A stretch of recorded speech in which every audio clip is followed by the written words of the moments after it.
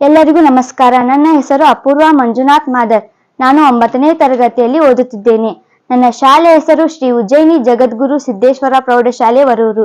ಈಗ ನಾನು ನಕ್ಷತ್ರಗಳ ಮಿನುವಿಕೆ ಬಗ್ಗೆ ತಿಳಿಸಿಕೊಡುತ್ತಿದ್ದೇನೆ. ನಕ್ಷತ್ರಗಳ ಮಿನುವಿಕೆಯು ವಾಯುಮಂಡಲದಲ್ಲಿ ನಕ್ಷತ್ರಗಳ ಬೆಳಕಿನ ವಕ್ರೀಭವನದಿಂದ ಉಂಟಾಗುತ್ತದೆ.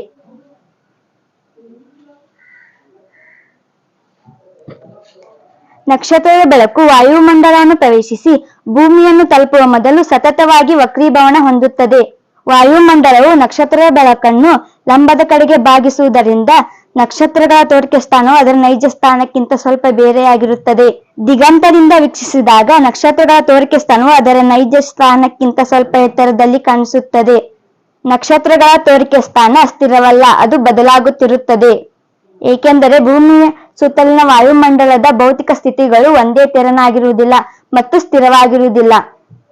ನಕ್ಷತ್ರಗಳು ನಮ್ಮಿಂದ ಬಹುದೂರದಲ್ಲಿರುವುದರಿಂದ ಅವು ಅಂದಾಜು ಬಿಂದು ಗಾತ್ರದ ಮೂಲಗಳಂತೆ ಕಾಣುತ್ತವೆ ಮತ್ತು ಕಣ್ಣನ್ನು ಪ್ರವೇಶಿಸುವ ನಕ್ಷತ್ರಗಳ ಬೆಳಕು ಮಿನುಗುತ್ತವೆ. ಧನ್ಯವಾದಗಳು.